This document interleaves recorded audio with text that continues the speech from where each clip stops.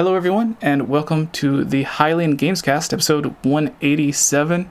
We have a special guest, well, two special guests joining Geek and I. Returning is Sauraen, who did the Triforce, well, was lead or running the Triforce% mod? How would you explain it? How would you introduce yourself?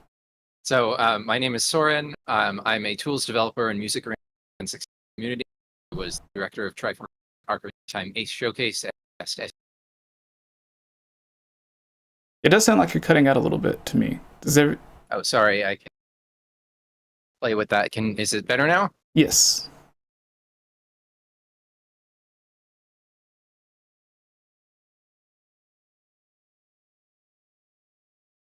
Yeah. Sorry. Okay. Oh, do you want me to repeat my introduction? introduction? Oh, yeah, because it was like you were coming in and out. Sorry, okay. So, hi, my name is Sauraen. I'm a music arranger and tools developer for the N64 community and engineer in my day job. And I was also the director of Triforce% Ocarina of Time Ace Showcase at SGDQ 20. And we also have Andre coming back, I think, for the second or third time? I forget now. Yeah, that sounds right. I've lost track myself. Yeah. But it's good to be back to talk more, I presume, Zelda here. So yeah, we're going to be talking a bunch about Tears of the Kingdom, Nintendo, getting into a little Zelda trivia thing that will be on Kahoot. Should last about somewhere less than 10 minutes because there's 10 questions. Each question you have 20 seconds to answer, so it comes just shy of about 10 minutes. And whoever wins gets the honor of just bragging, I guess. Maybe we'll have a physical reward that we'll give away to people that actually win it. Used to, it would just be Daniel winning all the time, so you just have a shelf full of them. And then, of course, we have the Geek Apprentice here. Y'all know me already. Yeah, my wonderful co-host. If they watch the podcast, they know me. She just finished her Ocarina of Time stream. So let's get into it. What's everyone's thoughts? Tears of the Kingdom. Just your thoughts in general. What are you expecting? There was rumors about stuff maybe being shown at PAX. They brought in I believe it is a different sort of smaller version of the Nintendo Live 2022 statue that they had in Japan, because it looks like it's a bit smaller and has a different base that it's standing on. But other than that, it doesn't seem like there's too much info coming out from PAX about Zelda or almost anything. Which Nintendo, I think people did say that Nintendo wasn't going to be there, and I thought if they did say anything, with GDC being around the same time, that they'd be more likely to have a presentation at GDC, kind of like they did with Breath of the Wild, because they had that big hour-long thing that I really liked. It showed a bunch of behind-the-scenes stuff and technical stuff of how the game was made and everything. Zelda version of Breath of the Wild, which was amazing. Yeah, that was so cool. Yeah, it was really. But yeah, let's start with you, Andre. I don't know what to think at this point. We know so little about this game, and I think that's actually kind of awesome. Like, I feel like they've shown just enough that we know the game actually exists, but we don't really know much about the mechanics or really much else, the story. I know there's a lot of lore videos and theories and everything, but we really don't have a whole lot concrete about this game.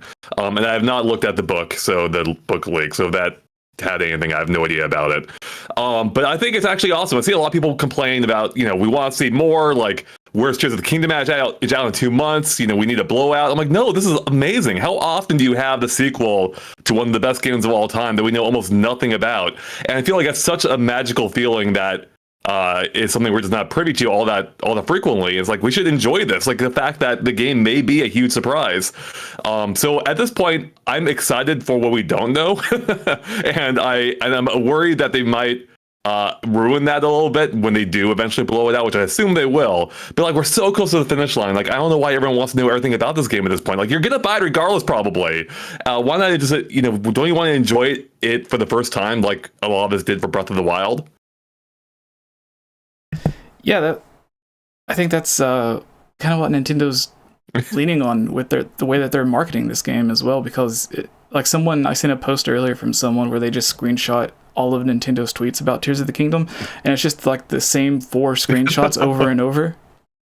And then right. Recently they had someone said something about them using clips from Breath of the Wild to promote Tears of the Kingdom, because it's like, do you have any tips for destroying a guardian or whatever? And it's like the knocking back the lasers with the shield. And it's like, yeah, it seems like they're being a lot more closer, keeping this like closer to their chest than previous games. Because with Breath of the Wild, I know there was like E3 where everyone got to play it and everything. It doesn't seem like that chance is coming now since it's releasing a month before E3. But it's like there was so much leading up to Breath of the Wild. But maybe like it's just they're afraid to spoil too much. Like maybe there's not too much that they can show without it spoiling, because it seems like everything that we've seen from this game probably takes place somewhere towards the beginning, because there's a bunch of gameplay clips and stuff where he doesn't even have that I don't know what you want to call it, the armlet bracelet. The power glove. Yeah, this power glove, yes, that's it. And I don't know, it seems like they've even shown different versions of the original teaser trailer they showed when it was just the sequel to Breath of the Wild, because we see it from like different angles now where he's trying to help catch Zelda after she falls, and it seems like there was some of that changed, which I think that said that it was like only in beta and like gameplay was subject to change or whatever. Like there's always that note at the bottom whenever they show off games before they release. But yeah. Is it cool if we get into some like depth on that point about the changes in that trailer? Yeah, absolutely. Or do you want to just keep this at a higher level? No. Okay. So it's I have a Zelda theory podcast. about We can that. get as in depth as you want to. I just don't want to spoil anything for the people that. Right. So I haven't looked at the art book leaks either. I've only, anything that's officially put out by Nintendo for me is fair game. Yes. And we haven't, I have that direct quote from Aonuma that I was mentioning before we went on the podcast, or I think I may have mentioned it afterwards too, but we'll get into that as well, because if Aonuma said it, then I imagine that's free range. I don't know. Yeah. So about that trailer, and specifically the scene where Zelda falls into so in the first version of the trailer, we saw like there's all the little clips that are cut up in like a strange order, right? But we see Link catch Zelda, and then the hand catch, right? And then in a later trailer, the first one where we got the Tears of the Kingdom title, we see Zelda just fall down the pit, and Link does not jump after her. He doesn't catch her. She's gone, right? And like the camera, it's not just like a clip as she's falling, like it stays on screen for long enough. She actually falls like away far enough that like it's clear like it's not just a clip before he goes and catches. Like she falls, he doesn't catch her. And then in the latest trailer, he jumps after her, but we don't know whether he catches her or not. So those, to me, like, this is probably the beginning of the game. Everybody thinks this is probably the beginning, right? There's whether Zelda falls in a pit or is caught, like that doesn't seem like the kind of thing that would change during development. Because like this is the beginning of the game that's going to set up the rest of the story. So it doesn't make sense to me that, and especially that it has changed in one direction and then it has changed back. So like the first version, she was caught, and in the second version, she wasn't caught. In the third version, she was caught, or she was like maybe. So like that also doesn't make sense as like, oh, they changed it, and so that like that's just the change. So my theory is that both of those outcomes happen, and that there's some time travel thing going on. That like like this happens once, that she does fall, and then time travel stuff, and then Link goes and catches her, and like those are both actual video of something that actually happened. Does that make sense? Yeah. No, it totally makes sense. Yeah, I mean, we definitely need another break in the Zelda timeline. Just yeah. As if no, I think it's an interesting idea. As confusing. I mean, it does seem like, obviously time does seem to be playing some kind of role in this game. We don't fully know how, and I think that theory is interesting. So it'd be, and especially with time factoring mechanically into the game based on Link's abilities or the rune abilities, wherever they are now. It'll be interesting to see how that ties into a narrative sense as well. And if there's both a version where like Zelda falls and dies maybe, and then one where she doesn't, I'm curious to see how that plays out. Yeah, someone in the chat just mentioned makes sense with the time reversal ability. If this is something that we could use that ability with, because I don't know if Link would have it at the time or not, but that could be something that they could use for this, because he just sees her fall and he's like, oh crap, I should have acted, and then he just uses the ability, or there's like a prompt for us to use the ability, and I don't know. So that could be something, or there could be No, I Sorry. know what you're meaning. I was saying like this could be another way that happens. You were thinking like an actual going back in time and reliving the same situation type of thing, as opposed to just using. Yeah, either. I think it could be like something like this is how the story begins. That they awaken Ganon, Zelda falls and dies, and then the hand is like, you don't like that outcome, do you? You should go back in time. Here, let me give you, mysterious, or obviously a better, not as stupid as that, but like some version of that where then he gets the power and then he can change the situation. It also sort of makes sense with the way that like the trailer was cut. The first trailer was cut is like it's not linear in time.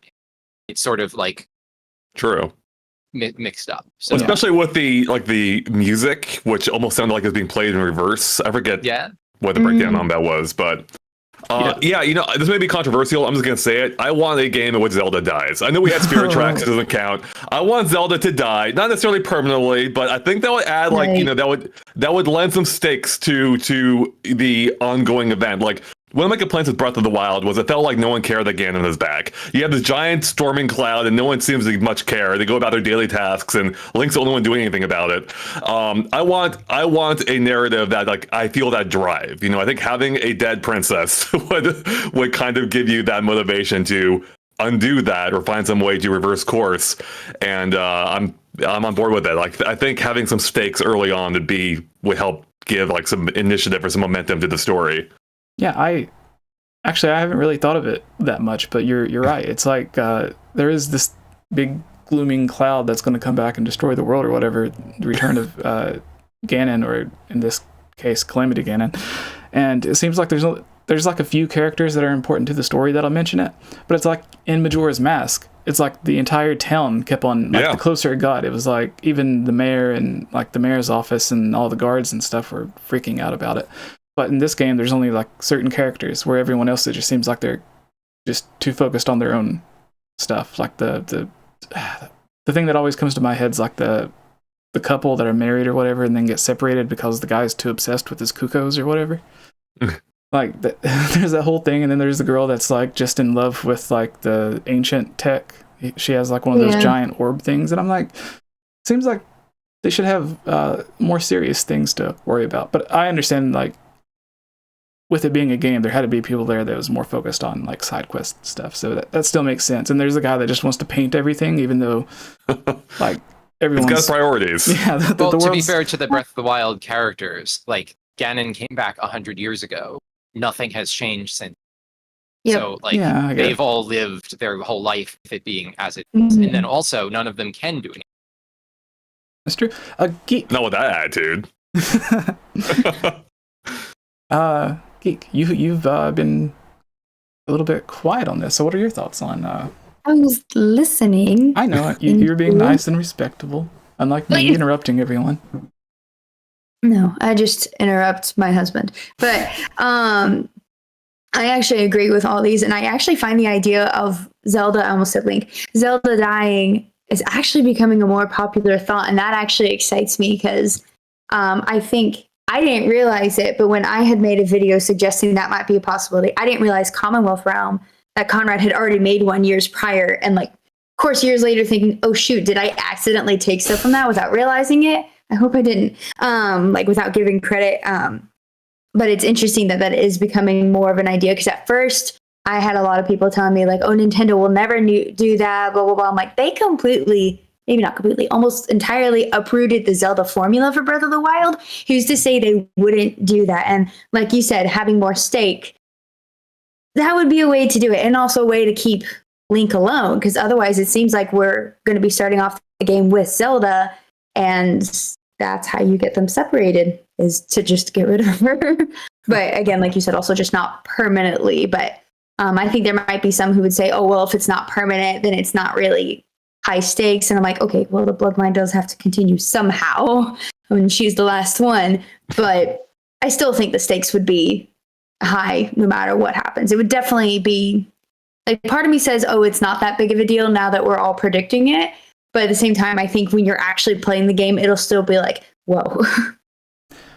I kind of agree with you guys, but I also want to say that I disagree, because I think the whole Zelda falling, like, I don't think, because they've been so uptight about spoilers and everything with this game. There, even the one quote, which I don't really believe, saying like, "Oh, well, if we show the title before the game releases, then it'll be a big spoiler." I think who was it? Bill Trennan? No.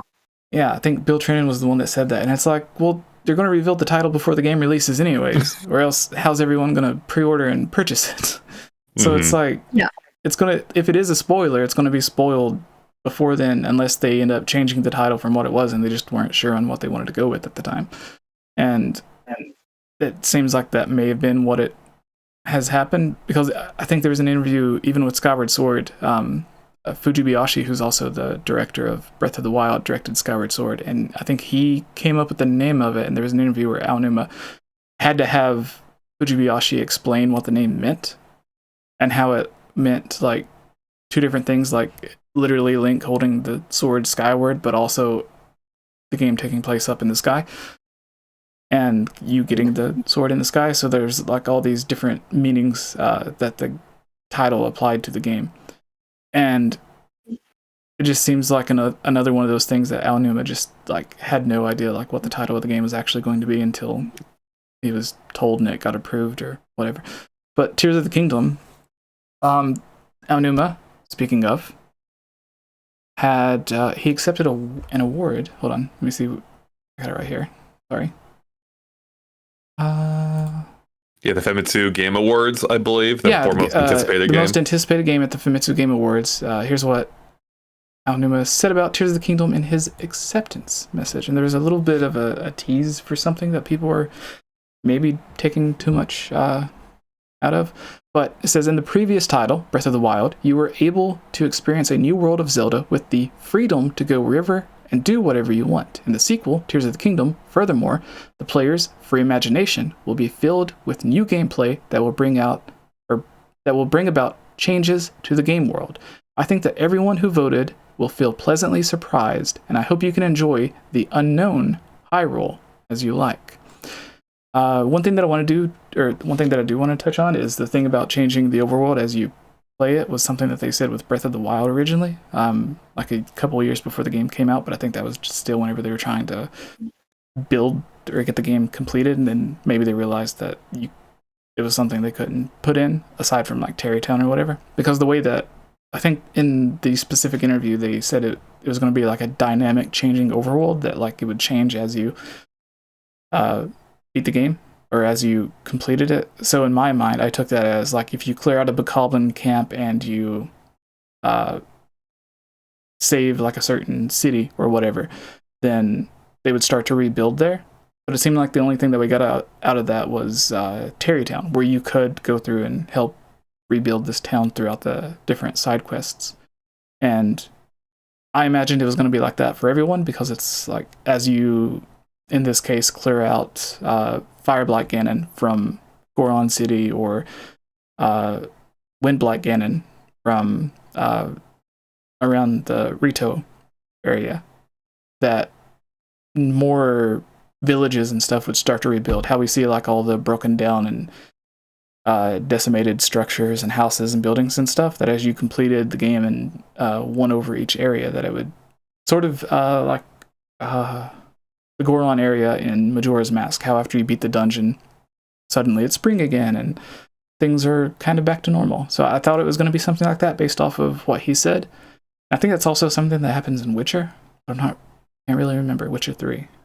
But anyways, with this quote, everyone is looking at that unknown Hyrule and comparing it to some other things that the description of the game said when Tears of the Kingdom, whenever that trailer first, or the newest trailer came out.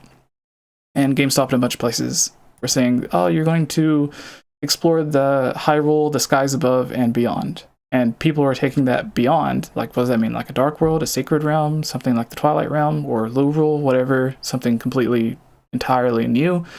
And then they're seeing this unknown Hyrule and putting two and two together and kind of coming up with like, oh, is this going to have a second world? So what do you guys think about Tears of the Kingdom possibly having a second world to it?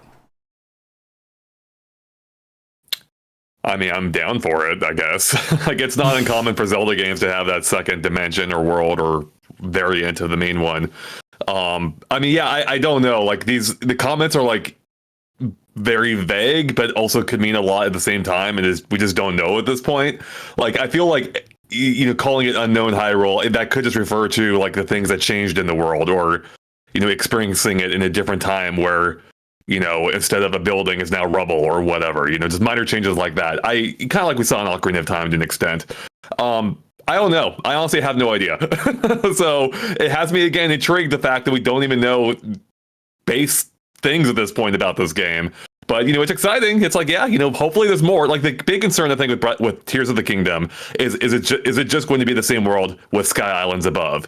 And this does lend credence to the idea that probably not. There's probably more to it that we don't fully know. I mean, we've seen caves and other things, of course, but it feels like this isn't going to be the exact same Hyrule that we've known, whether as it applies to the world itself, or whether they're being a different dimension or whatever else. So that makes me excited. The fact that they are intentionally teasing the fact that there's a lot to this world that we don't know. All right, and how about you, Sauraen? Yeah, so there's a comment that says there will be a dark world. That is why there is no gameplay footage. I don't think there will be a dark world, but I am very suspicious of the fact that we have not seen gameplay footage ever. Like, yeah, we're seeing some footage where it's like they put it into cutscene mode and they have Link playing for a few seconds, whatever. Not like, okay, we're gonna sit down and we're gonna play the game for 5 minutes, like that. So, my guess is that like there's the overworld, there's the sky. The sky isn't the same scope as the overworld. It's like maybe 20% content of like the overworld is, and the same thing with the underground. It's like it's there, but it's not like the same scope. It's like a bonus thing. My guess is the like second world aspect would be a time trap, that either you're going like from like Ganondorf comes back and destroys everything like pretty badly, and then you're going back and forth between that and like before that happens, or like going back and forth between that and like 10,000 years ago, what like the ancient Link costume and the ancient Zelda costume, something like that. I don't think it'll be quite. I mean, you could sort of say that that's a light world and a dark world, because like in one everything is great and in the other everything is destroyed and there's monsters. But I don't think it's going to be like magic mirror and then you go to low rule. That's just my guess.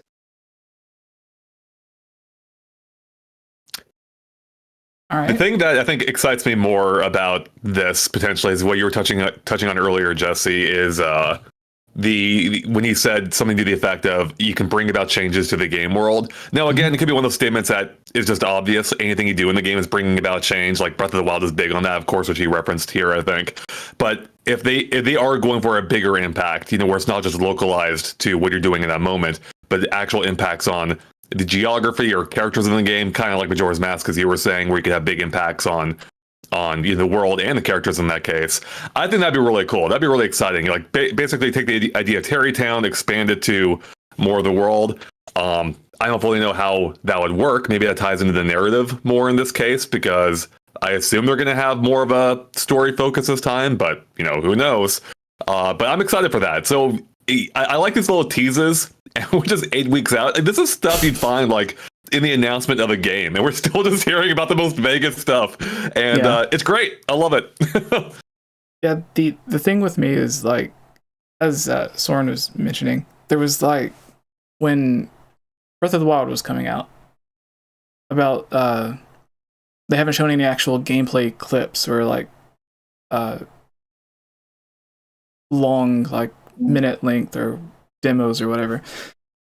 I remember they had the Game Awards thing where it was like Miyamoto and Aonuma sitting on I think it was at the Game Awards for Breath of the Wild. When they first showed it off, they had the whole thing about the Star Fox game as well. They were like going back and forth on that, and it was kind of a funny skit that they had. But they were showing off like this world of Breath of the Wild in that game that ended up being vastly different. Well, not vastly, but mostly different from the final game.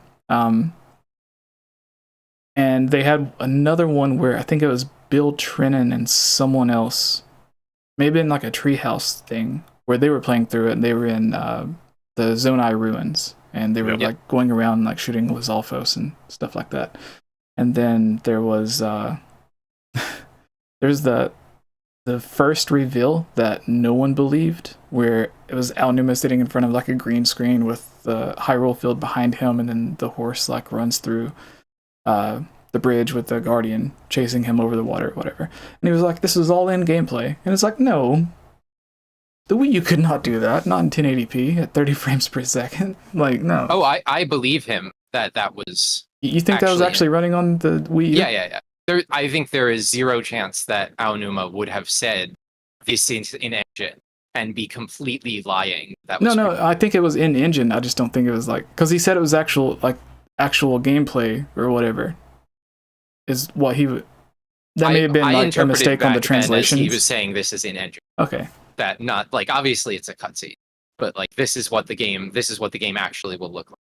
Yeah. That was what I interpreted back then. All right. It may have been my mistake or a misinterpretation for me, but yeah. But I think it's weird how we got all of that like years ahead of time. Which, of course, the game was delayed, which is probably why it was years ahead of time. But we got all of that, but with Tears of the Kingdom, it's like, here's this scene from the sequel to Breath of the Wild or whatever, and then again with Tears of the Kingdom, which, as Sauraen mentioned, may be the same scene just replayed in different variations due to time travel and going back and trying to fix it or whatever. But if it was the same scene and it's no time travel shenanigans or anything, then it's just like all they've shown was just like 3 different versions of the same scene that they've just re-edited and recaptured to put on a trailer. So whatever happens there seems to be very important, but as I mentioned earlier, I think it's just a big red herring. I want to say that I don't think Nintendo would make us spend an entire game trying to save Zelda, and then in the first 2 minutes of the sequel she's gone again. And then we have to resave her or whatever. I don't want to believe Nintendo would put us through that, because then it's like, well, what was the whole point of the thing before? But yeah. Geek, your thoughts? I guess to that, I'd be thinking it's less about saving Zelda and more about getting rid of Ganondorf, because clearly they didn't get rid of Ganondorf from Breath of the Wild. They thought they did. They got rid of Calamity Ganon. We were missing I don't the have fishing too pole. many thoughts. What? I said we were missing the fishing pole. We were missing the fishing pole, which, fun fact, I still haven't defeated Calamity Ganon. That's one goal I have to do before Tears of the Kingdom. It's really sad. But anyway, I don't have too many thoughts on the quotes, except to say, and I do this too, I think it's funny, and I don't mean this like in a bad way, because it's actually really fun to do. We'll get like the smallest, vaguest thing and we dissect it so heavily. Just realized my cat was under my desk. That freaked me out. I just kicked her. And we dissect it, we tear it apart, and then I think about it like way later and I'm like, it could have been a mistranslation. Or I think there's some things that like it'll be an accurate translation from Japanese, but like it's also not an accurate translation because there's nuances that don't translate from Japanese to English or from English to Japanese. I'm not saying that's not what he said, but I love dissecting it. But then my other thought is also like, is there something we're missing because we don't speak Japanese? I don't know. Yeah, there's also something I just thought about with the what Sauraen mentioned earlier when he was first talking about it with like the time travel segments, if time travel is in the game, with the logo of the game being the 𝗿𝗏𝗃𝗏. I think that's what it's called. Did I say it correctly? I probably did. Yep. But yeah, it's going back. And then there's always, especially in the Japanese versions, and this may be mistranslation, which is what made me think about it, because what Geek was saying about mistranslation. So this could be a mistranslation, but if you go to the Japanese details on the game, on like GameStop or their official website, it's slightly different than the English version. And that slight difference may just, again, be to mistranslations, but it mentioned, like, it has a strong emphasis on time and I forgot exactly what it said, but it was like it would mention time and again a lot as like an emphasis on those words or synonyms. And it made me think, like, does this mean like we're going to do the same thing over and over again for some reason, because that kind of goes with the logo as well. And to bring it back to 3-day time limit for Majora's Mask. Not that. Just like maybe like certain aspects of it, but it could just be like more so the abilities that he has, since it seems to be kind of time focused or something to go with the logo. But it does mention, like I said, I'll find what it says here in a second, and I'll read it out. But I guess that's it for now on Tears of the Kingdom stuff until. We're gonna move on to do you guys have Tears of the Kingdom? I could talk about this for hours, but no. I want to be respectful. We'll get back to it. There's people. I'm sure most of the Q&A questions that we have at the end will be more than likely Tears of the Kingdom related. But I wanted to ask you guys, because I don't think I've talked to you, but I did watch your live stream, Andre. Whenever you and Joey and a couple of others watched you live streamed the Mario movie, the new trailer that came out with it. I wanted to know your guys' thoughts on that Mario movie, because I haven't really talked to either of you about it. I don't know if you have an interest in it, Sauraen, or not. But yeah, what are you guys' thoughts on the new trailers with Donkey Kong? There was the thing that made me want a Donkey Kong / Mario 2D side scroller, or even a 3D game, whereas Donkey Kong getting that power up, and I was just like, why have they not made this yet? Right? Combining the mechanics of Donkey Kong and Mario into a single game could be amazing. Oh, heck yeah. Yeah, it's so good. Like, especially, I feel like they almost go the tropical freeze route, where like Mario can like ride the Donkey Kong. But I'm still listening. Okay. Oh, okay. But yes, continue. Sorry. Okay. Yeah, I'm hyped. I cannot wait for the Mario movie. Like, this is the thing I've been waiting for my entire life. The 93 version didn't quite cut it for me, so finally having what looks to be a true, like a faithful adaptation of Mario, as faithful as you can be in a movie format, looks amazing, and I can't wait to see it in full. I'm just afraid, I just hope they haven't shown too much. I feel like I already know most of the basic beats, so that's the thing that concerns me most, but I'm so excited for this. I cannot wait. Especially since it's only an hour and a half. It's like, how much we've seen like half the movie. have you already gotten of it? Yeah, exactly. Yeah, I'm definitely gonna go see it. I'm not as hyped about it as Andre is, but yeah, I'll go see it. It looks good. I don't really go to see that kind of movie very often. But I'm kind of in the same boat.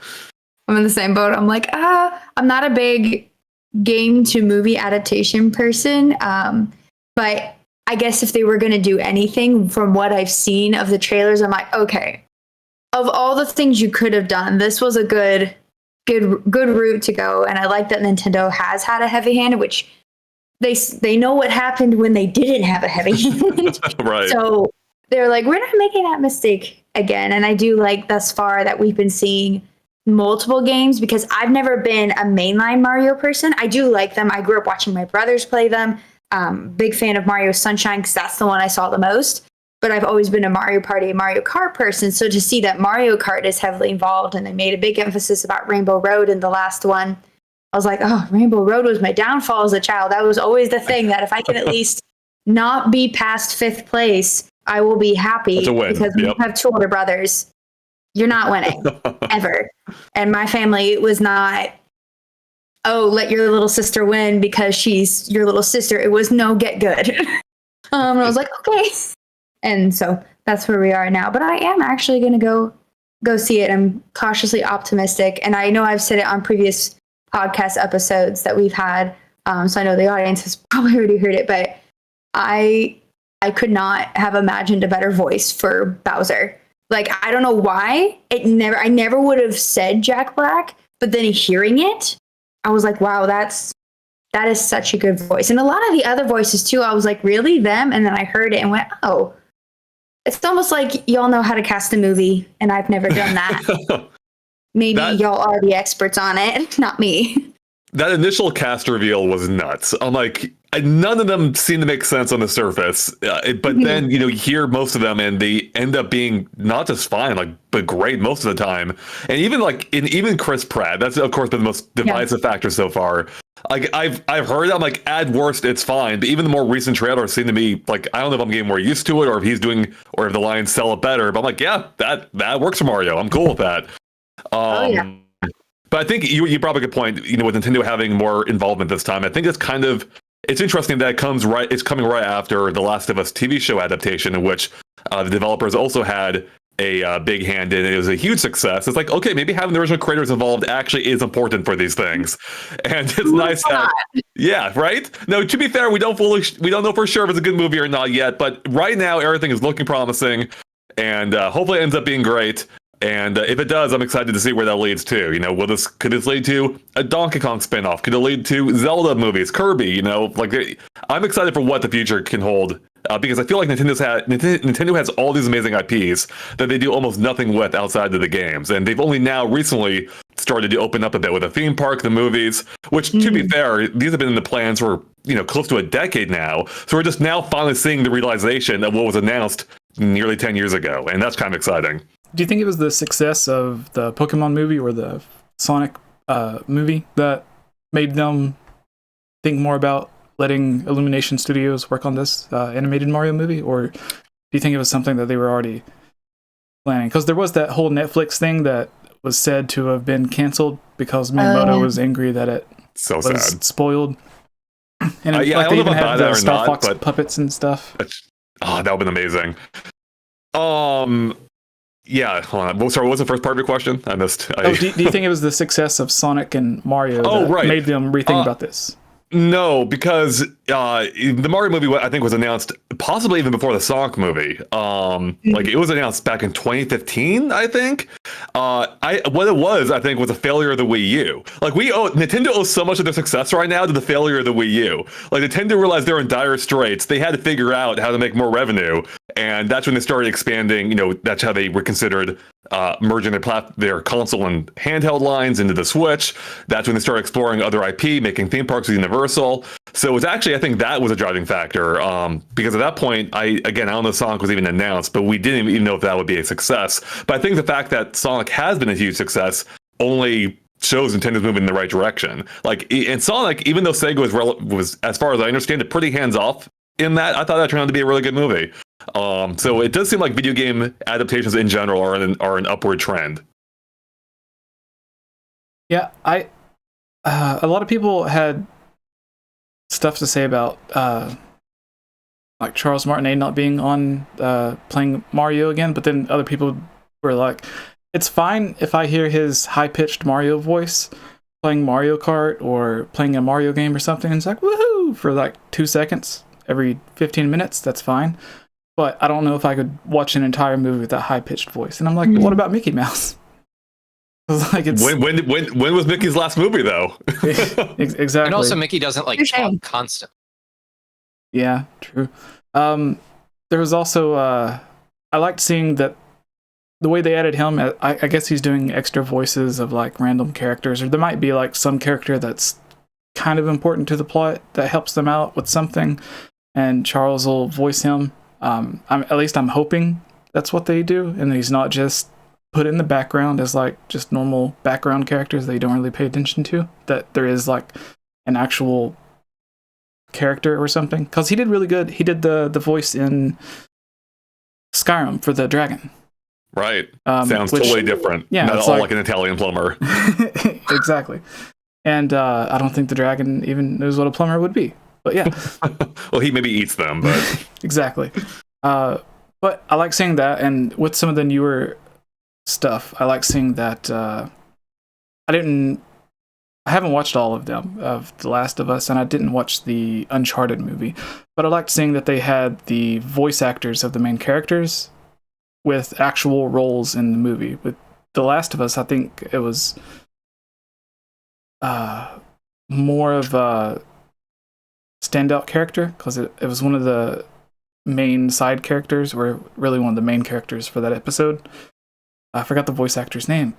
I just talked about Baker? this. yeah, he was one of the hunters in the episode that covers the DLC for The Last of Us, and then the voice actor for Nathan Drake, which I can't believe I forgot his name too. Oh God, what's his name? Yeah, he was everywhere for a minute there, and now I can't remember. Now it was like he plays. I read on Wikipedia that he has a cameo as like an actor, like one of the side characters in the hotel. So I guess it's only for like a 1 or 2 scenes, but yeah. But I like that they were able to be a part of it. But at first, I was like, why didn't they just cast the actor that voice acts Nathan Drake as Nathan Drake? Because they already basically look the same. Like, you don't have to get Spider-Man to do it when the guy who already sounds like it and already acted out all of the scenes, well, probably most of the scenes, there's probably stunt actors doing some of the stunts, but it's all like motion capped and everything, and they have to, like, the way those cutscenes and games are made now, like, the voice actors are literally acting out the scenes just in like a motion capture suit or whatever. Right. So it's like, I'm sure he still has muscle memory. Like, he has all this remembered. You could have just, like, gotten him. But I guess they wanted to do a younger version in case the movie was a success. In case the movie was a success. Yeah, to your general point, I do like the fact that they're actually bringing in people from involved with the original version of these things into the subsequent adaptation. Like, you're talking about Last of Us, and I loved how they brought in Ashley Johnson, the original Ellie, to play Ellie's mom in the show. And that is such a cool idea. Like, it's almost like she gave birth to, this version of Ellie, and it's great. I love that. And the chat actually beat me to it. Orange Rock suggests that Charles Martinet could play Mario's dad in the movie. I'm like, that's brilliant. That's amazing. I love that idea. If Charles Martinet is Mario's dad, that'd be great. So Mario's dad. Yeah, because we already have, like, normal Super Mario is the grandson of, like, Jumpman Mario from Donkey Kong. That's a theory. Something like that. Well, yeah. I mean, yeah, but everything that Matt Pat says is true. Right? I think Matt Pat's good as a individual person, but I'm not a big fan of his videos. I've had so many people comment on videos like, well, this couldn't happen, because I started my channel with Zelda Theories, and there was a bunch of comments from people who's like, well, this couldn't happen because Link's dead in Majora's Mask. And I'm like, then how is Link in Twilight Princess the great-grandson or whatever of Link from Ocarina of Time? Like, are we having this conversation? No, we're not. It's just one of the. I have some opinions. Well, maybe we can get to that in the Q&A if someone asks about it, or we can have a debate later on tonight or something. No, I didn't mean to make like a no angry thing. I just it was just like one of the most commented thing in some of my earlier videos, because I would be trying to do like a Zelda theory thing, and people would be like, well, Matt Pat said Link's dead at Majora's. And it's just like, Matt Pat's put way more thought into the Zelda story than the developers themselves have. Yeah, probably.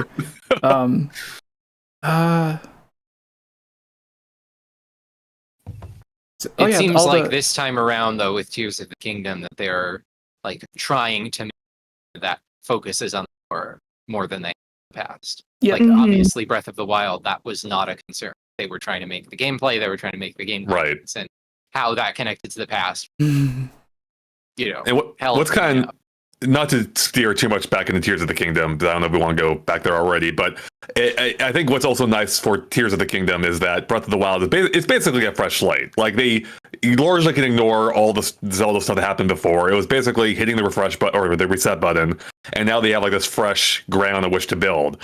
And I think this is the game where they're going to really kind of start fleshing that out.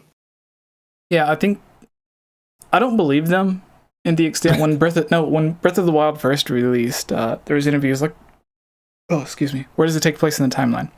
And they were like, well, it takes place, the things that they said was, it's nothing directly related to Wind Waker. It takes place long after Ocarina of Time, and it may remind you of stuff from Twilight Princess. And then everyone was like, but there's like salt rock in the game or whatever. So obviously, like, maybe this is where the world was flooded in Wind Waker. But then it's like, well, if you played Skyward Sword, the first game in the timeline, a bunch of the world was already flooded in that game. Like in Faron Woods, it literally floods, and there's the whole side quest to get the whatever, the tad tones or whatever they're called. Yeah, And the tad tones, yeah. yeah, so it's like it was already flooded by the ocean before, so that could just be left over from there. Or it could just be like a natural rock, salt rock deposit. Who knows?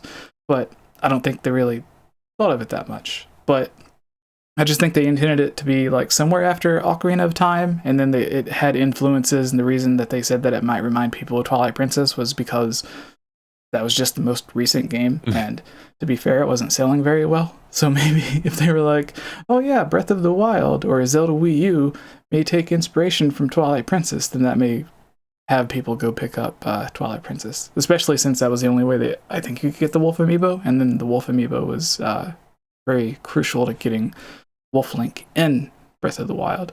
Do you think there'll be anything like that? The most recent Zelda game to release was Skyward Sword. Do you think there'll be like I mean, this is just my personal fantasy. Like, I lay awake 6 hours every night just dreaming about this, but Loftwings in Tears of the Kingdom. Not to go back to Tears of the Kingdom or anything, but I just hope they have that same thing, where it's like, oh, if you picked up this amiibo from Skyward Sword, then similar to Wolf Link in Twilight Princess and Breath of the Wild, you can use this Loftwing in Tears of the Kingdom. Because everyone was like, no, that would ruin the gameplay, you just fly everywhere. But apparently there's already things that we can use to fly, so it wouldn't change anything at all. It would just be on a bird. And I think there was already that segment in Tears of the Kingdom where you have to fly on... Oh, what's... Tiba? The stone bird thing? Tiba's back. The Rito. Yeah, Teba. Teba. Oh, Yes, yeah. Sean would smack me in the face for forgetting his name. So you don't get to like control him. No. It's like You don't. He's but a it's, sapient being, you not still, just a... there's still that scene, so it's like, I don't know.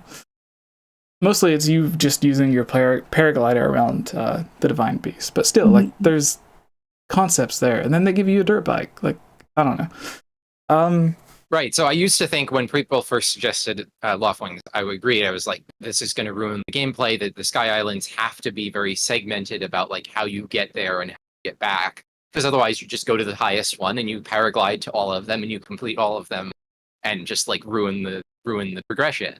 But then now that we see Link with his like building a hovercraft or a drone or whatever, like, okay, then sure, you can do whatever you want. Then it makes sense. My only concern now would be that like with Twilight Princess, anybody could go out and buy the version of Twilight Princess that had the wolf, and then anybody could.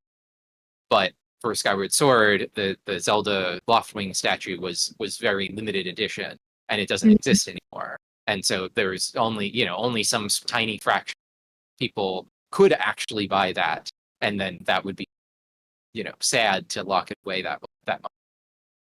Yeah, I'm not a huge fan of like Amiibo in general, especially at locking behind like cool content like that. I don't think I even used the wolf outside of maybe. Did I even do it in the video? I don't remember. In any case, yeah, I hope they don't do the same thing with the Loftwing. Like, I think if you're going to have a big mechanic, it should just be part of the game rather than hidden behind a DLC thing. But I actually think the Loftwings had a better chance of appearing before the most recent trailer, where I think the fact that we now have these vehicles seemingly that you can build yourself kind of diminishes the idea of having a character or a animal that you can ride to do the same thing. Because I feel like the drive would then be, if you want to go into the sky, if you want to fly around, you need to build it rather than just find something to fly around yourself. So yeah, I'm not. I'd be surprised if Loftwings appear at this point, but maybe who knows.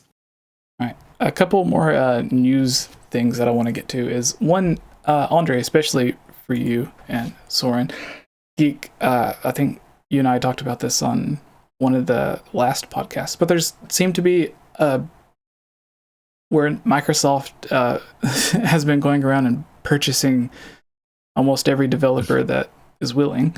Sony, they tried by Nintendo back in the day, didn't they? Yeah, Sony.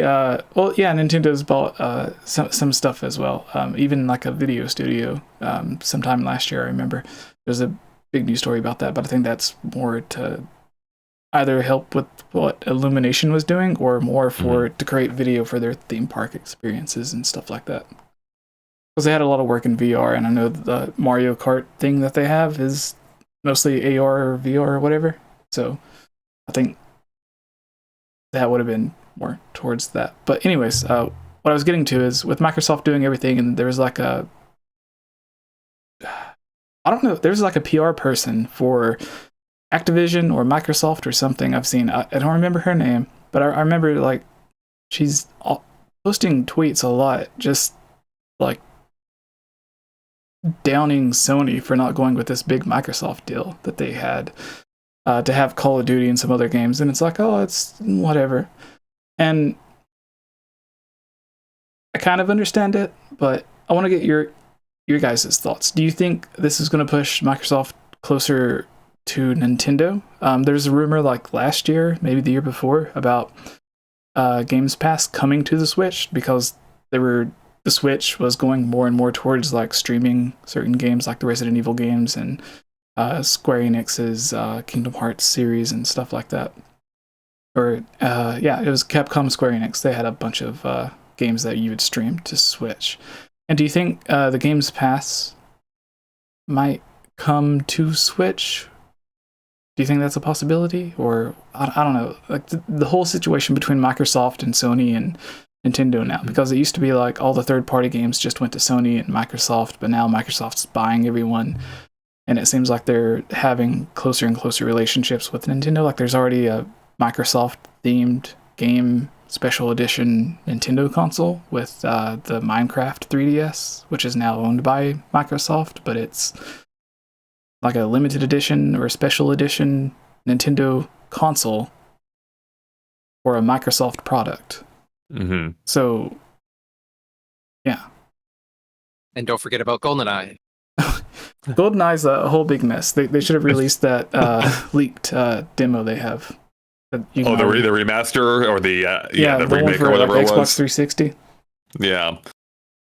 Yeah, it's a weird situation. Like the whole Microsoft buying Activision thing, and as part of this, they're committing to these other platforms or trying to. Like they just, I think, recently affirmed the 10-year deal they had proposed to Nintendo, saying, "Hey, you're getting Call of Duty." Nintendo? I think it's a 10-year deal. Yeah, so Nintendo's going to get Call of Duties for however many Call of Duties there are. They're going to Nintendo for at least a 10-year period, and now they're trying to do the same thing with Sony, which of course Sony doesn't want to do, but they don't want Microsoft to buy Activision.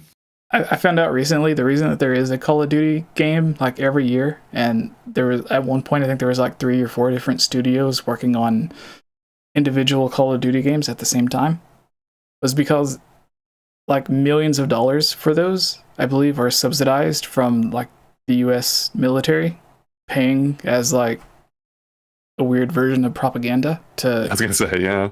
Yeah, so that's why they can just like come out every year, which even if the US government wasn't doing that, it's still one of the most popular games every year, even though it comes out every single year.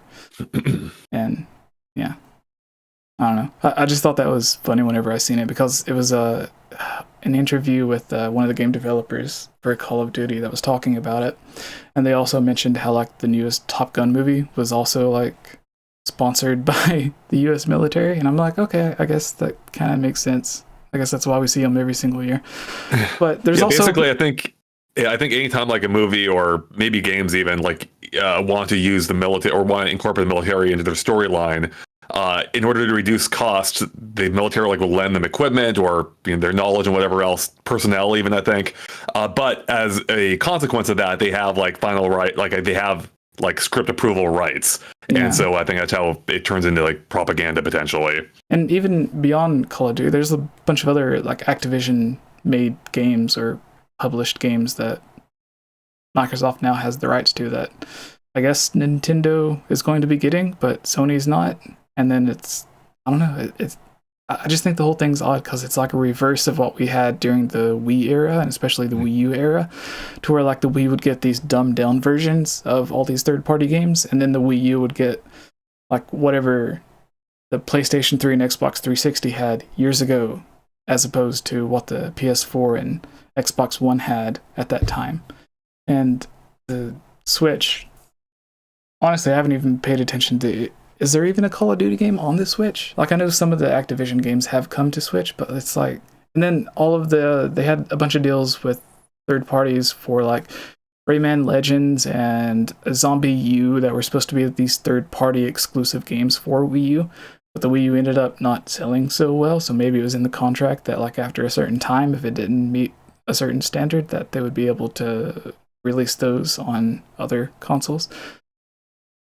And obviously the Switch is way more of a success than the Wii U did, but it seemed like Nintendo kind of, even back in the N64 days, they just kind of like, maybe not intentionally, but pushed third parties further away. But now it's like, since Microsoft owns them all, they're all coming back to Nintendo. Yeah, the whole thing's weird. Like I said, I don't fully know what to make of it. Like, I'm not a huge fan of consolidation in general because more competition is generally a good thing. Although Sony's argument isn't particularly compelling either, being like Microsoft's going to have a monopoly, which they won't because Sony is, dominating them right now in the marketplace, I believe. Yeah, I don't know. I mean, it could, it does. I guess the benefit is if you're a Nintendo gamer, now you can play Call of Duty on your platform. We don't fully know, though. I mean, I guess kind of to your point, how you mentioned they used to get kind of dumbed down ports. We don't fully know if that's going to be the case here or not, I believe, because it could still be, say, cloud versions, which I know people aren't generally fans of. Yeah. Is a Switch capable of running Call of Duty even? I don't know. Maybe the next Switch is. They didn't say what platforms it would be on necessarily. So there's still a lot of questions here. I think, if you at a surface level, it's good for Nintendo. You're getting one of the biggest gaming franchises out there on your platform. That's great news for them. Less so for Sony, so I can see why Sony would be opposed to everything about this.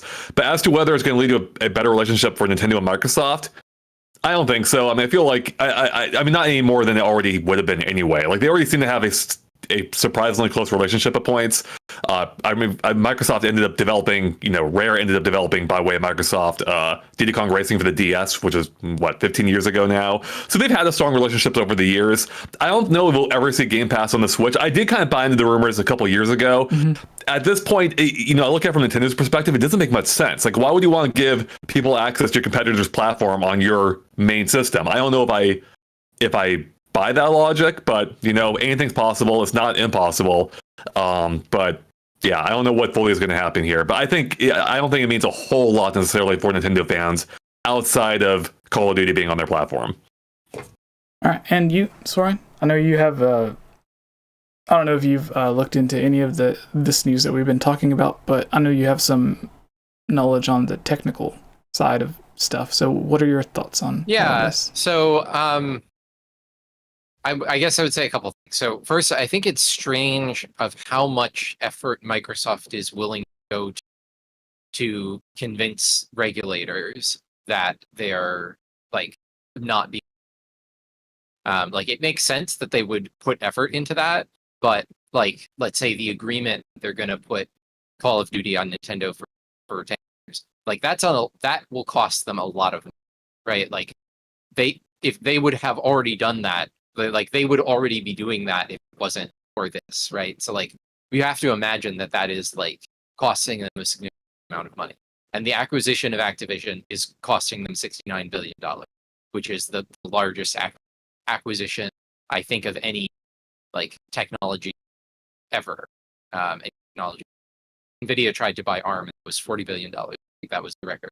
And that got shut down by the So yeah, it's strange. What is Microsoft's plan? Because if they're really going to have Call of Duty shared with Microsoft, with Sony and Nintendo for years, are they really just playing that long of a game that then once those 10 years are up, then they take it back and they make it a monopoly, and then they think that it's going to make them back enough money to compensate for this? I really don't know really what their plan is. I wonder how much it is we decided we're going to do this, and so now we have to push forward with it in order to not have a PR mess, and we need to show that we're powerful and do this. I don't know. As far as Call of Duty, I think certainly a next gen console, which might be coming in a year or whatever, I think they certainly could put versions of the modern Call of Duty. Yeah, it would be lower resolution, whatever, but I don't think that would be a problem. Cloud versions, yeah, of course, do that. Game Pass. So I'm not a Game Pass subscriber, but I thought that some of the Game Pass isn't just all cloud games, right? You get the games and they run locally on your platform, right? You get them on a subscription basis. You don't keep them, but it's not, Game Pass is not all cloud, right? No, it's I think they're all, if not mostly, local. You download them. You play them like any other game. You download them, you play them. They're not cloud versions. Right. So then doing that on current gen, I think, is totally out of the question, because they would have to like port every one of those games to the Switch, and that's, you know, huge amount of effort. Or make them cloud versions, right? Right, but that's also effort, and the experience would be worse. So I'm not really sure about that. Maybe next gen. I think Microsoft does see that, like, Microsoft wants to go more and more towards being a services provider rather than a hardware provider, and Nintendo is still very interested in being a hardware provider, and Microsoft knows that they're not going to compete with Nintendo on like a portable hardware kind of space. So, you know, it makes sense to Microsoft to say, okay, well, let's put our games on your platform, even though that's sort of, in some ways, it's a loss of control.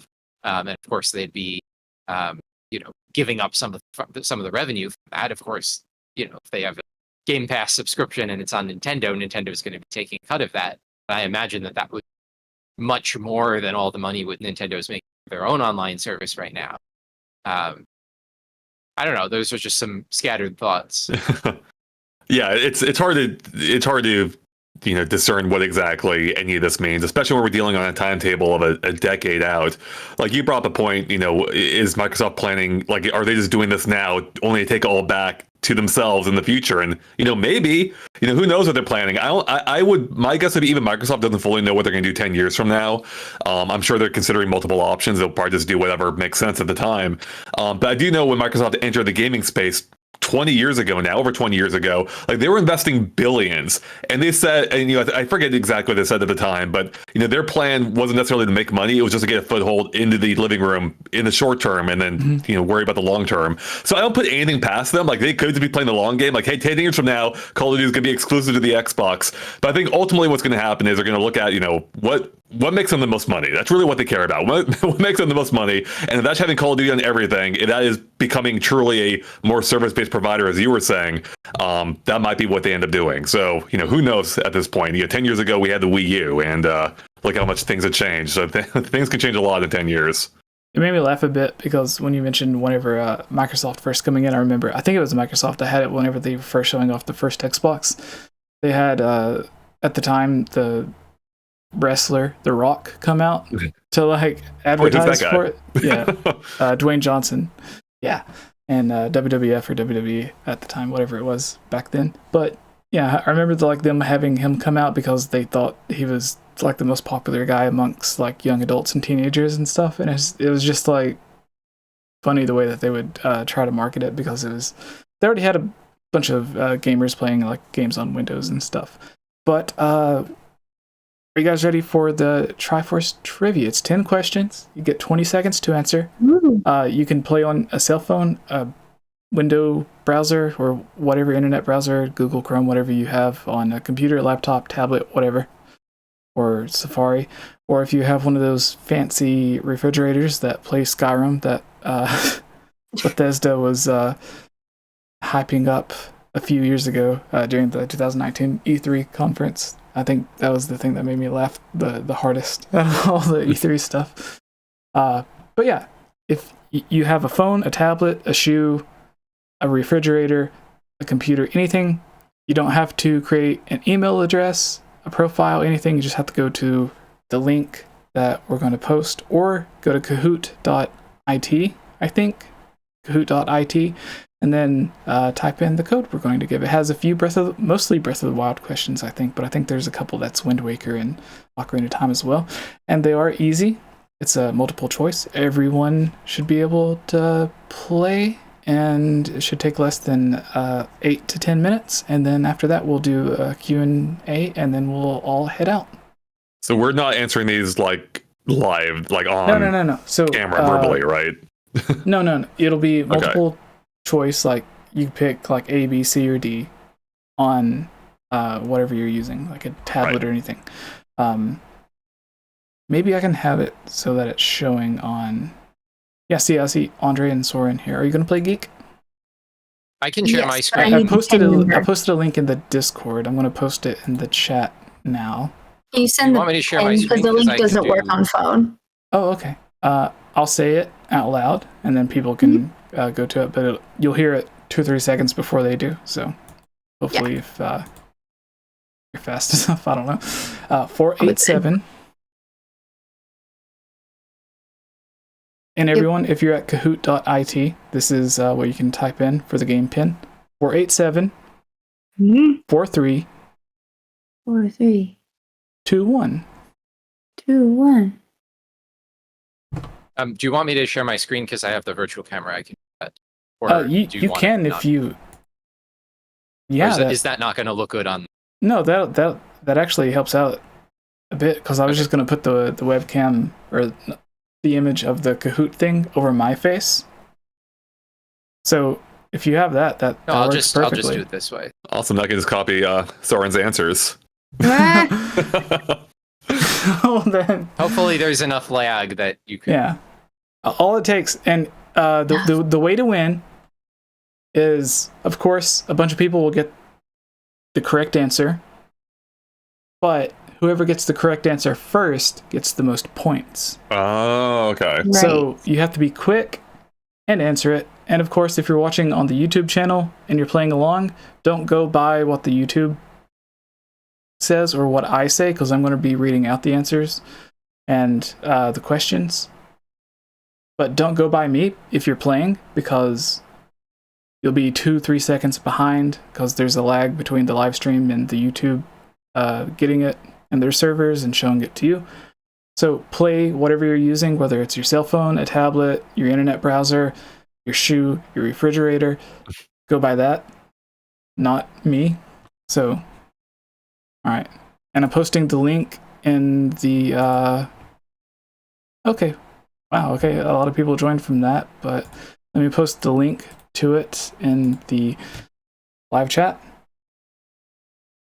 And the number is, for people that need to type it out, 487. The link that you just posted in the live chat is a link to the stream. Yeah, I was gonna Really? say. I think. Wow. Yeah, that okay. says it's going to YouTube. Yes, it is. It is a link to itself page. Okay, that don't meta. click that. That I say That some is sort of very- inception there. All right, there. Again, it is 487-4321, or you can click the link. When we get to 9 or 10 people, we will go ahead and start, so we don't take up too much time. We have 9 people now. I'll give 10 seconds. There we go. We're at 10. So 5, 4, 3, 2, 1. Okay, we're starting. All right, be ready, guys. All right. Hylian Gamescast 187. 3, 2, 1. In Breath of the Wild, where does Link wake up? Outside Island, Ōrdon Village, Shrine of Resurrection, 𝗙𝗃 Forest. And I may have misspelled resurrection, but Yes. don't fault me.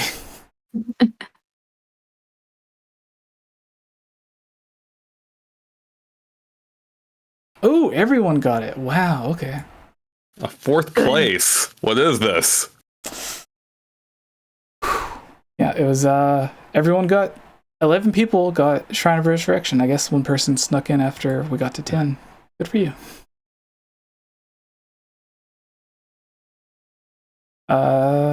Sauraen's in first, Geek second, 𝗵𝗃𝗍𝗄 in third, Andre fourth, and Mirror in fifth.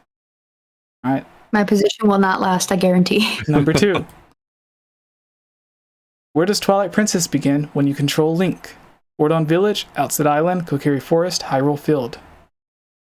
When I read the question, I was like, oh crap, they're going to ask about, like, is he in his house or is he outside his house on the balcony? And like, That's what I was we are- thinking. it's like, oh, okay, no, it was the easy question. 9 people chose Ōrdon Village, 1 chose 𝗙𝗃 Forest, 1 chose Hyrule Field. No one chose Outside Island. Andre's in This is second. He's catching up to you. Oh boy. This Oh, is yeah. a different Geek, tone you're of in the third. quiz than the one that I made for you over the summer. No, the one that you made was like dead on. Like you had to study the HTML code, which isn't even in the game. But Good though. it was very good. But it was like, how many jiggles does? No. It was like, which music tracks start up from the beginning of the track when you leave a house and go back. To be fair, Jessie had one that was like, how many keys are in the fire dungeon of Ocarina of Time? And I'm What? like, bro, what? Yeah, because I was thinking Are like, we Can even it count counting the that boss high? key? Even then, I don't know.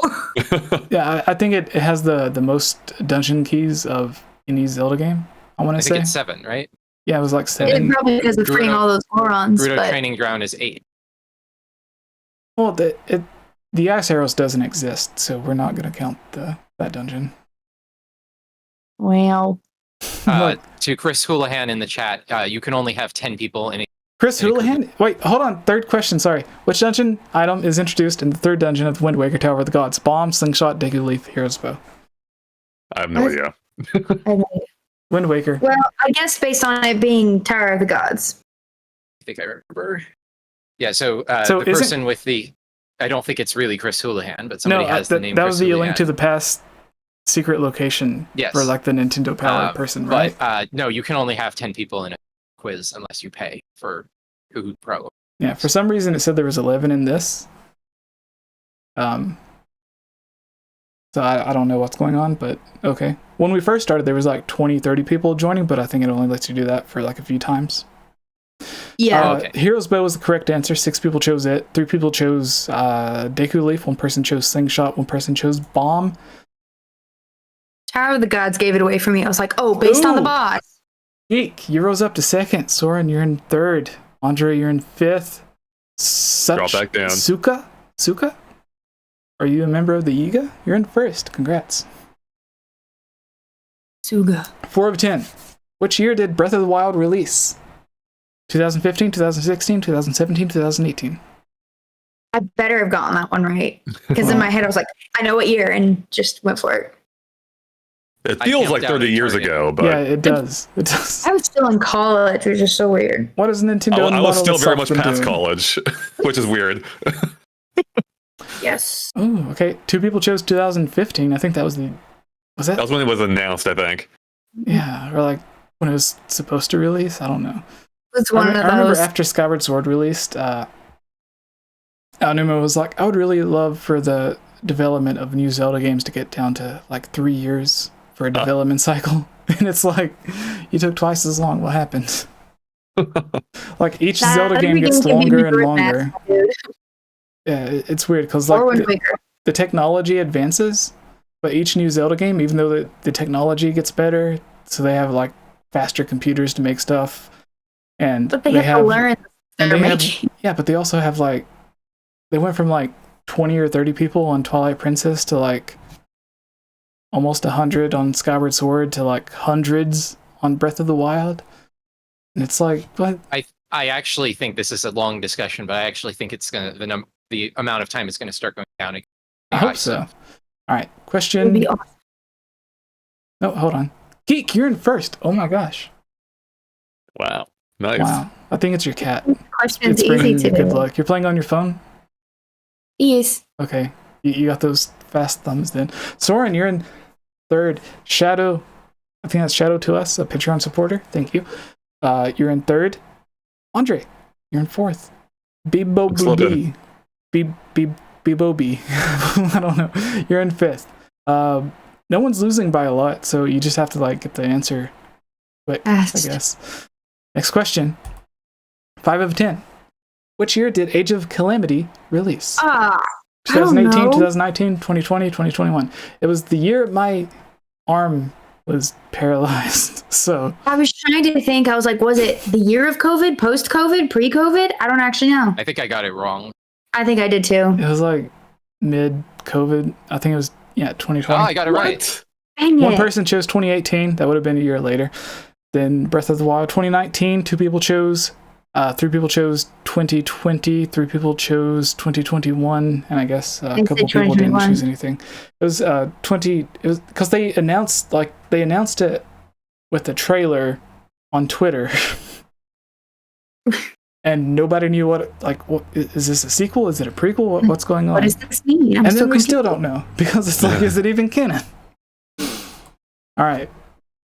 Soren, 3rd. Soren first, Geek second, Shadow third, Sony Got it wrong and I managed to fourth, stay on the podium. Andre Wow. fifth. But you're not down by too much. 6 of 10. Dark Link is found in the water temple of Ocarina of Time. True or false? This better not be a trick question. I know, that's what I'm saying. I'm like, Yeah. How could it be a trick question? Like his name's something different, like Shadow Link or something? Okay, thank No, this God. that's what I was just thinking too. I was like, is it like technically not the water temple because it's like a realm Oh. outside of it? Five people chose true, 4 chose false. I forgot I had I forgot I had a true false question in this. I made it last night. I forgot about this. But it's kind of funny because it's like it literally just gives you the answer. Yeah. Dark Link is found in the water temple of Ocarina of Time. Question mark. All right. Andre, you're in third. You're on the podium. Yay! Geek second. Soren first. 7 of 10. Which Zelda game introduces the claw shot? Ocarina of Time, Twilight Princess, Skyward Sword, Wind Waker. No. Hook shot, claw shot. Oh, I know which one it was. Hook shot, claw shot, long shot. It all confuses me thoroughly. Mm-hmm. I Yep, thought I knew which one it was and I didn't pick it. Six this was people. brilliant because in Ocarina of Time, I played Ocarina of Time first. You have the hook shot, and then you get the long shot, and it's longer. Shot, long shot. And then you go to Twilight Princess, and you get the claw shot. It's like, oh, it's a hook shot. Then you go to the city in the sky, and they're like, you got another claw shot. And I'm like, at first I'm like, what? And then I'm like, oh my God, now I can Spider-Man around. No, it was Just the Twilight idea of just Princess. giving you another one of the same item is just Yeah. like genius. Yeah, It felt OP for some reason. it did. Like it's And not, but that's even what Nintendo thought, because there was interviews where Aonuma said that they had, or maybe it was Fujibayashi, I forget, but they said they had the double claw shots in Breath of the Wild, but then they felt that you were able to do too much, and it just felt like you were Spider-Man swinging around because you could already climb everything anyways. we So they want to be took it out. Spider-Man swinging around. But I was thinking, why don't they make it a breakable weapon? Like, it can only pull you to something like 5 times and then it breaks. So then that makes you go down and kill another thing or something. Mm-hmm. I don't know. I thought that was a way they could have like leveled it out so it didn't feel like it was overpowered. But yeah, 6 people got Twilight Princess, 2 people got Skyward Sword, 1 person got Wind Waker. Was Wind Waker you? Eek. Yes, and I knew as soon as I hit it, I was like, "What am I thinking? It's not at all that." Rope. Andre's in second, Oh boy. Geek third, Soren first, Somehow still on the podium. Suka. It says 𝗙𝗹𝗹𝗃𝗃, 𝗙𝗵𝗃𝗃𝗃, but I want to say Suka, like the Yiga guy. Well, that's Suga. Yes, It's a G, yeah, but I want to say it like Suka. I don't know. which is the German word for sugar. Zuka. Okay, maybe they're German. We've had And a few also German the questions. Russian word for something else, but we got to be careful with that one. Oh my okay. gosh! And then there's Sony with an I. Okay, 8 of 10. What is the dungeon item of Ocarina of Time Spirit Temple? You just beat this today. I know. Golden gauntlets, ice arrows don't exist. Long shot or mirror shield. Played it last week. Technically, I just did Twin Rova today. Oh my God, it's gonna be way too long to remember what temple that was. I think I got Spirit it though. Temple. It's the Twin Rova. You have to use Yeah, I it was against thinking. them. I was thinking of the one in the Spirit graveyard. Mothers. The grave? Oh, the Shadow Temple. The Shadow Temple. That's what. Yeah, Oh. I was What's- fixating on that for a while. I'm like, none of the items listed here, so that can't be it. What was the Shadow Temple's item? I think the boots, the floating boots, the Yeah, shoes, hover the shoes. hover boots. Yeah, okay. So, And Spirit Temple, the Shadow Temple is unusual because you get the boots right at the beginning. That's Yep. right. 1 person said long shot, 7 people said mirror shield. 3 people did not I don't guess. even use that dungeon item for the boss. I don't even use Andre, the you're back in third. Geek, you're in second. Darn it! Soren, you're I in took too first long to again. answer. I was so confused. You're going back and forth. I know. You and Geek are fighting each other. So keep messing. Suka in 4th and 𝗵𝗃𝗍𝗄 in 5th. All right, I think there's 2 more. 9 of 10. Which game was Tingle introduced in? Wind Waker, Majora's Mask, Minish Cap, Oracle of Ages. so fast. He's in all of these games, by the way. Oh, I'm an idiot. Yeah, I picked the wrong one. I didn't look at all the choices. Oh, yeah, I didn't either. For some reason, the game stuck out to me as being first, even though it isn't. In Wind Waker, he's like a career criminal because he like kidnaps everyone. Like there's like all the people that have the name like Junior, whatever, or not Junior, but it's like Tingle, Ankle, like everyone has like names David that rhyme Jr. with him. Yeah, and then there's like a David Jr. who like when you talk to him, he's like, I don't know who this guy is. His actual animation to me is creepier in Majora's Mask, but like his character is at its creepiest in Wind Waker. Because it's like, okay, I guess he just stole a pictograph, but like there's all these skulls around when you find it, and then you discover his island, and you're like, oh, okay, slave labor, nice. Yeah, I think it's like an actual plot line in Wind Waker. We think he was imprisoned for like stealing the pictograph or whatever. I don't know, stealing something. But I think he was really in prison in Wind Waker for kidnapping David Jr. because like you go to his pole in the sky or whatever, when you climb up and talk to everyone has like names similar to him except for David Jr. and he's like, I don't know what I'm doing here. All right, 3 people chose Wind Waker, 3 people chose Majora's Mask, 3 people chose Oracle of Ages, 2 people did not answer. No one chose Minish Cap, but he is in Minish Cap, I believe. He's also in Oracle of Ages, which is really weird. If you were going by timeline order versus game release order. I went by game release order, but yeah, that's what I was going, game release. Right. I'm saying it could have been a trick question. Oh, it did not change much. Sauraen's in first, Geek second, Andre third, Suka. I was sure I was going to fall off the podium once I got one wrong, but yeah, I've got 2 wrong and I've never fallen off the podium out of curiosity, what did everyone pick? I picked Wind Waker out of like, yeah, I was just, I don't know why. Just trying to get it quickly, and I wasn't thinking about it. Yeah, that's exactly the same here. Yep. 10 of 10. Which Zelda game did not have the Happy Mask Salesman? Majora's Mask, Ocarina of Time, Oracle of Ages, Oracle of Seasons. I hate this question. Game, so no. I don't know which one it is. No, exactly. That's not fair. This is a mean question. I'm just happy I picked the same one. Like, I picked mine before I saw Sauraen do his, and then I saw he picked the same one as me. I was like, okay, at least I have a chance. Yay. 1 person chose Majora's Mask, 2 people chose Ocarina of Time, 0 people chose Oracle of Ages, 6 people chose Oracle of Seasons. So there is a side quest in Oracle of Ages to where like you have to bring him like dog meat or something.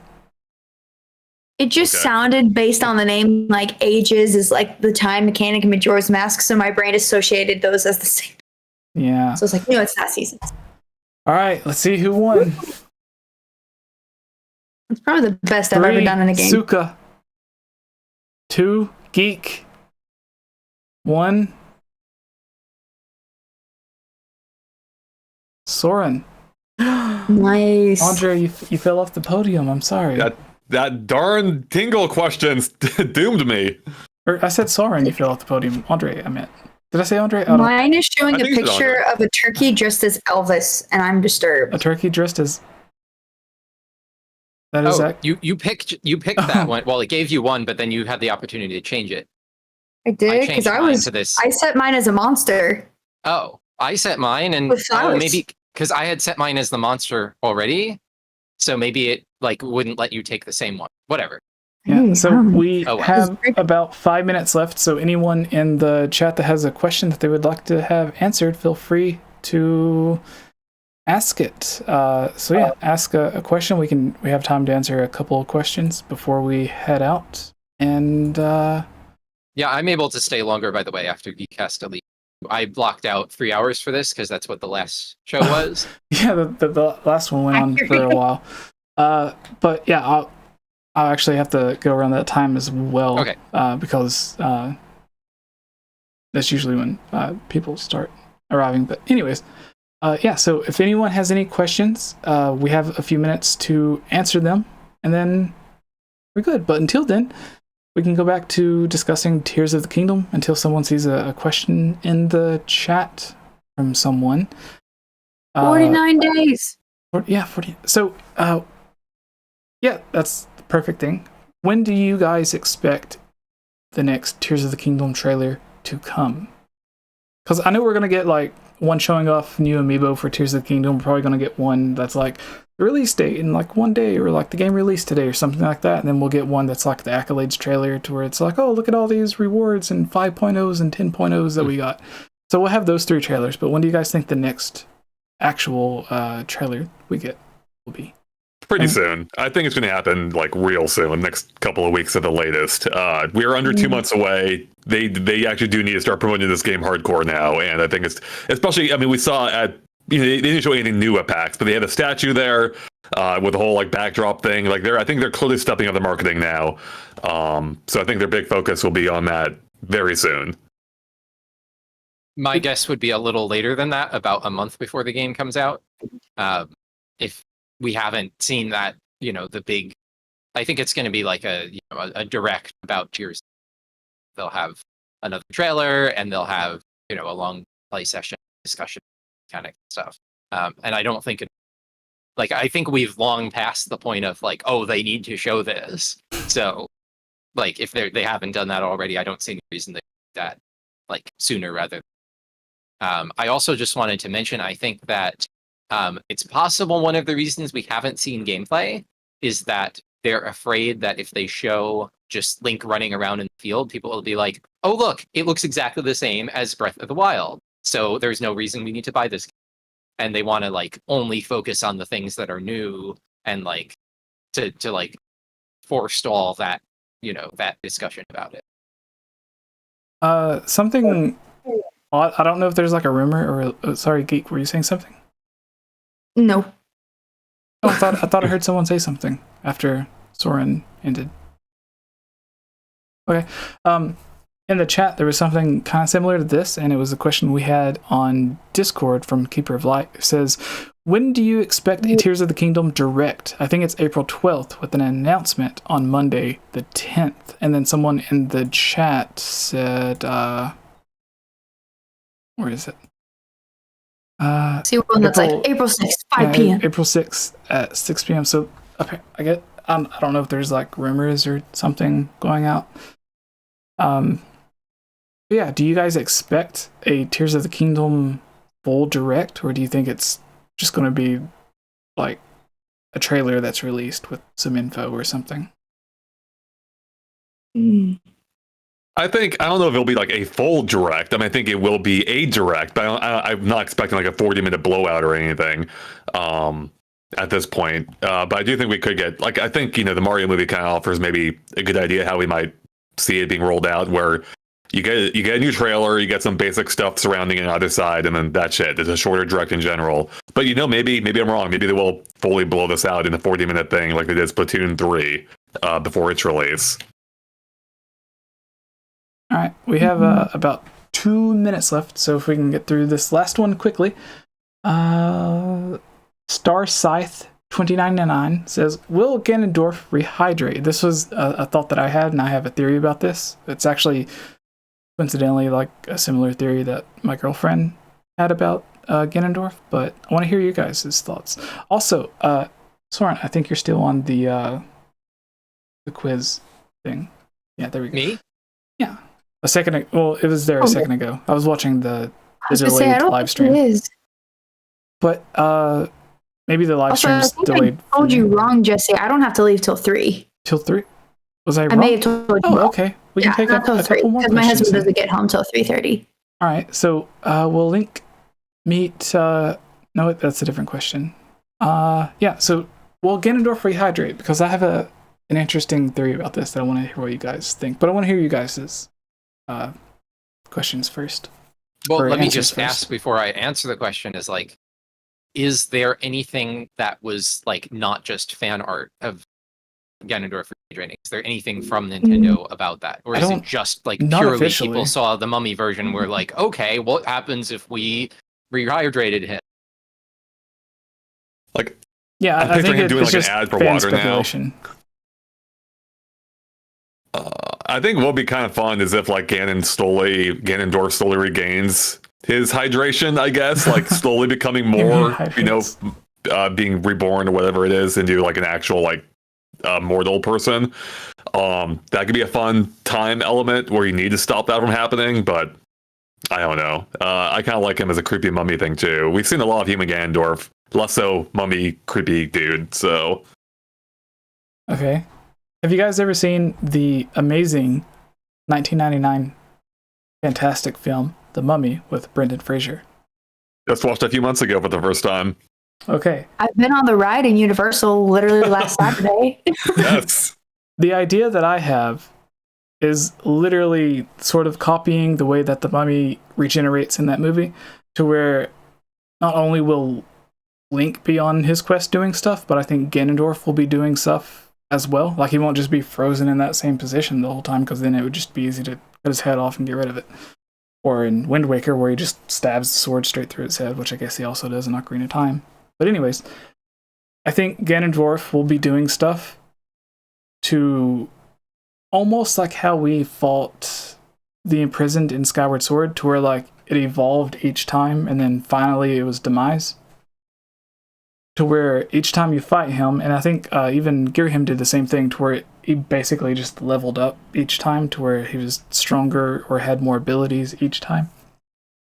And I think it'll be like that with zombie Ganon or dehydrated Ganon, to where he looks less and less like a mummy and more like his actual self the further into the game that we get. And then the final battle will be after he's fully regenerated, which is kind of like how the mummy plays out, because he needs to get these items or whatever, like his own little quest in that movie.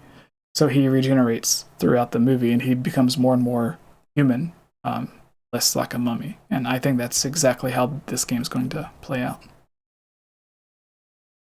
Yeah, I think I like the. I mean, I'm a huge fan of Majora's Mask for like the kind of real time-ish element it added. So I think having any kind of element like that might be cool. Whether, I don't know, even if it's tied to like milestones in the narrative, or if it actually is an ongoing thing where, you know, if you don't achieve these milestones by this point, he's going to get stronger.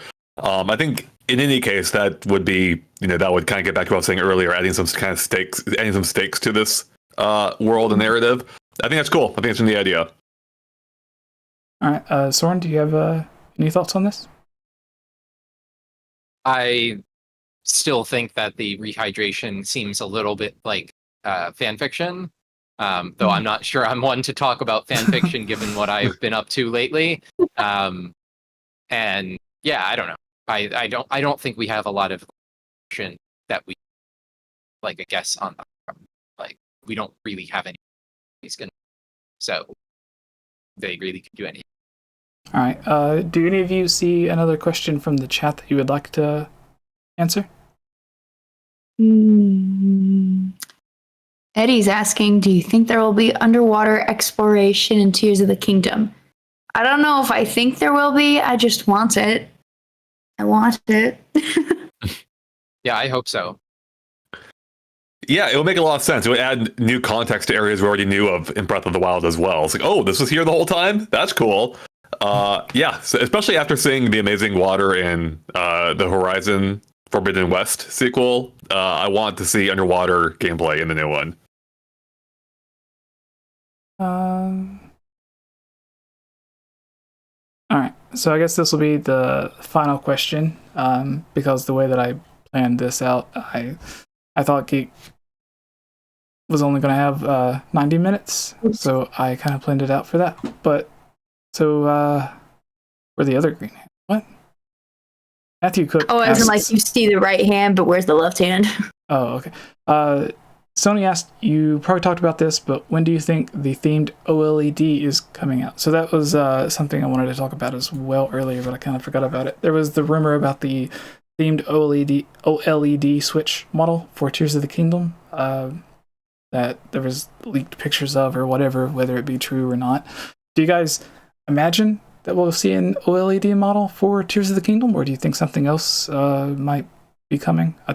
Honestly, I think Tears of the Kingdom would be a big enough game to where they could see a Switch Lite model and an OLED model. But what are your guys' thoughts? Do you think that was a true leak, or do you think... I believe, I could be totally wrong, but I didn't follow it that closely. I believe it was, I thought that, my impression was that the leak was proven to be fake, a fake mock-up. Whether or not that's the case, I believe it will get one. I think it doesn't make sense for it not to. This game's huge. Of course, Nintendo wants to try and sell more hardware, and I think the time makes a lot of sense. I'd be very surprised if we don't see a new OLED or some kind of new Switch that goes with Tears of the Kingdom. All right, and what about you, Soren? To be honest, I don't really care. Like, I'm not going to buy another Switch until there's like a successor model, and then it's nice. All right, Geek, your thoughts? I'd be open to it. I don't know whether I can't imagine they wouldn't try to make one, but the one that was rumored, I think I've mentioned before, I don't like how it looks, so I wouldn't get that one if it looked like that. But I'd be down for an excuse to get another Switch simply because I want to make a new Animal Crossing island without destroying my current island. So I don't have really great motivations for a new Switch, but I would certainly hope they would, just hoping it doesn't look like the rumored one. Yeah, I kind of go with you guys on this one. I don't think any of it. Well, yeah. I think Nintendo will release a Switch OLED model. I think they will also release possibly a Switch Lite model. I want to say mini for some reason. Maybe I got 3DS stuck in my head. Or Game Boy Advance. I don't know. But I think they will release a Tears of the Kingdom model OLED. But I also think the one that was supposedly leaked was fake. Because all of the marketing material on it, there's nothing on it that was like new symbols or new screenshots or new anything. It was just the same stuff that we've seen previously, and I think they would have newer stuff on any packaging or marketing material or the box, whatever, but I could be wrong. I don't know. But yeah, I guess that's it. Starting with you, Andre, if people wanted to check out more stuff from you or follow you on Twitter or wherever, where could people go? And I'll put links for everything that you mentioned in the comments below, as well as I'll fill it into the description, as well as with you, Soren. But yeah, if anyone wanted to find out more from you, where could they go? Yeah, there's two places really. You can follow me personally on Twitter at Andre Seegers, and then all the content I make in general, besides terrible tweets, are on our YouTube channel, which is just Game Explain. All right. And if there's any videos that you're currently working on or have coming up that you would like people to look forward to, would you be able to mention anything now or give them a recommendation for a recent video to watch? Yeah, I just finished up a video yesterday going over some of the changes that they made to the Resident Evil 4 remake. I was a huge fan of the original, been playing through the new one, and yeah, so if you're curious about like some of the things they took away from the game from the original, definitely check out that video. Yeah, I seen someone earlier on Twitter posted that they were excited that they didn't remove the ability to pet the dog in the first part of the game. Yeah, thank God the dog actually is back. That was a big fear. Capcom playing with all our emotions, trying to show off a dead dog where you would expect to find the original. So those sneaky guys at Capcom, luckily, dog's still there. Dog's alive and well. It's similar to Nintendo in Ocarina of Time. You could pick up the dog and carry or let it follow you back to the place. And then Wind Waker, you could pick up the pig. I think you could pick up the pig. Yeah. Yeah. And then Majora's Mask, Clocktown had all the dogs that follow you around and stuff. And Twilight Princess, you could play fetch with the dog. It was like a little Easter egg thing that they had, I guess. And then there's even screenshots or early scenes of like Link petting the dog or whatever. Skyward Sword has those weird things. I don't know what they are. The weird animal rimlets. I don't know. But you could pick them up or whatever, and you could like pet them, but then they'd attack you at night. But then Breath of the Wild's like, no, there's no option at all. Like they'll lead you to a thing if you feed them enough, but that's it. Like no petting the dogs, no. Well, at least in Breath of the Wild, you can put butter on a dog. You can put butter on it. What? You're from? Oh, okay. So this is a meme speedrun category. Okay. It's Oh my God. fastest time to put butter on a dog. So you have to get a stick of butter and just drop it on the dog. It reminds me of Oh, that's funny. the speed runs of like throwing a Cuckoo into a Death Mountain. Yes. Oh, that was funny.